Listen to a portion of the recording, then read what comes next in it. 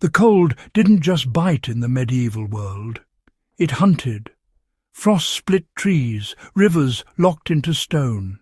Food vanished. And yet, beyond castle walls and village fires, outlaw bands still lived in the forests, not barely surviving, living, moving, waiting.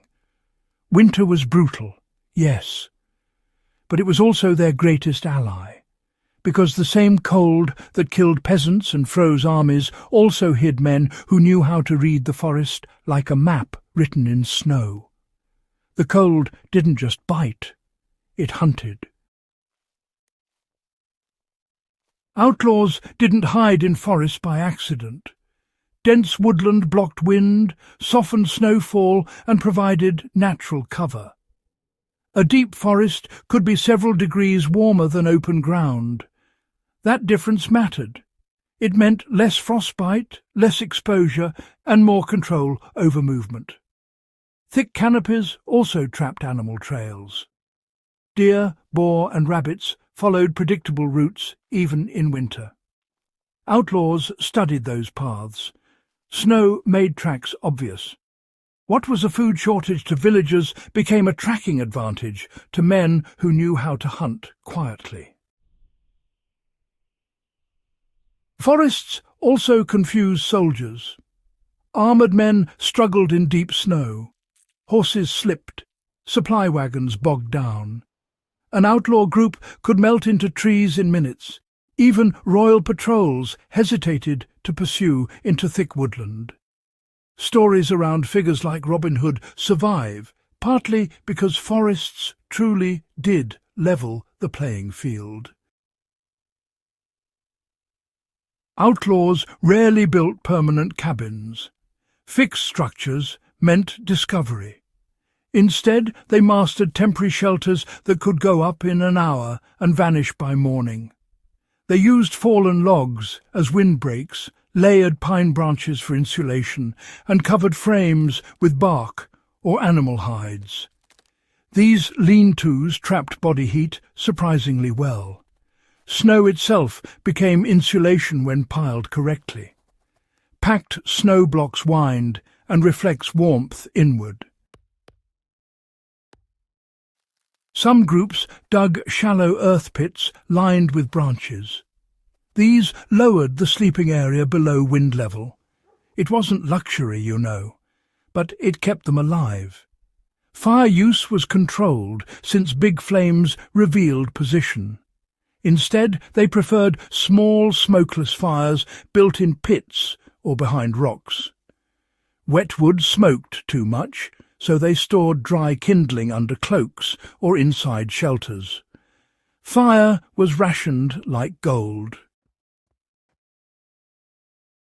Winter survival meant planning months ahead. Outlaws salted meat, dried fish, and smoked venison long before the first frost. They cached food in hidden pits lined with moss or sealed in clay containers buried near camp zones. They also relied heavily on nuts. Acorns, hazelnuts, and chestnuts stored well and packed calories. Ground into coarse flour, they could be mixed with water and cooked on flat stones. Not delicious, mind you. Very effective. Fishing didn't stop either. Ice fishing, with crude spears or lines, worked in shallow streams. Rivers rarely froze solid under tree cover. Even small catches stretched supplies. Some groups traded secretly with sympathetic villagers. Outlaws weren't always hated. Sometimes they were local rebels, tax resistors, or displaced soldiers. A sack of grain might change hands for protection or coin. Survival often depended on these quiet alliances. The biggest winter killer wasn't hunger, it was exposure. Outlaws understood layering instinctively. Wool was prized because, well, it kept warmth even when damp. Linen layers trapped air. Animal furs blocked wind. Cloaks were essential tools, not fashion. They served as blankets, camouflage, rain shields, and even makeshift stretchers.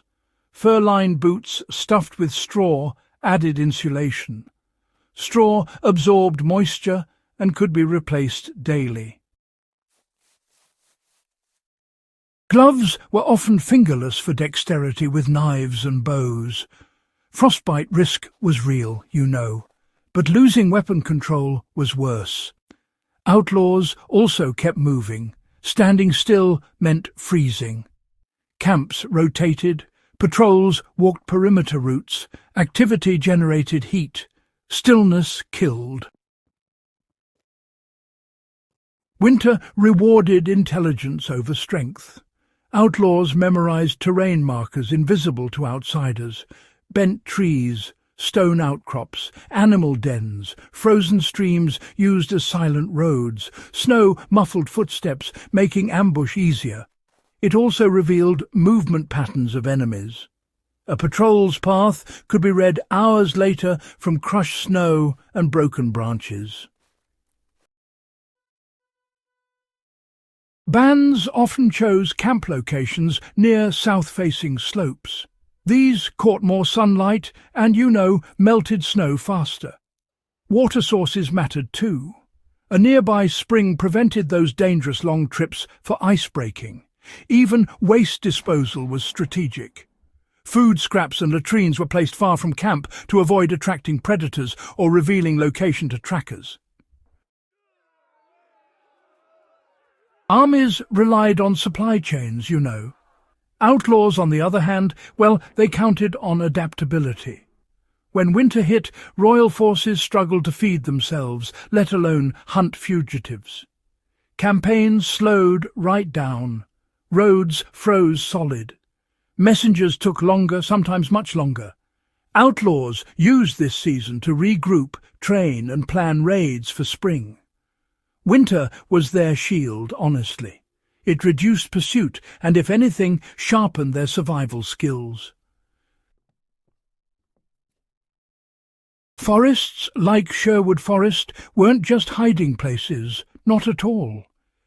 They were ecosystems that rewarded patience and punished arrogance. Kings ruled cities, sure enough. But winter, winter belonged to the woods. The real lesson from those frozen forests: medieval outlaws didn't survive winter because they were tougher than everyone else, no. They survived because they understood systems, food storage, shelter design, movement patterns, community networks, clothing technology, terrain awareness, all of it.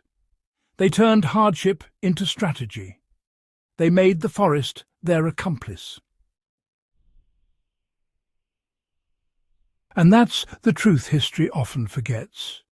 Survival wasn't luck. It was knowledge passed hand to hand, fire to fire, generation to generation. If you enjoyed uncovering how the past mastered the impossible, make sure you subscribe to Ancient Roots Uncovered and, share this with someone who loves hidden history. There's a whole world buried in the cold, and we're just getting started.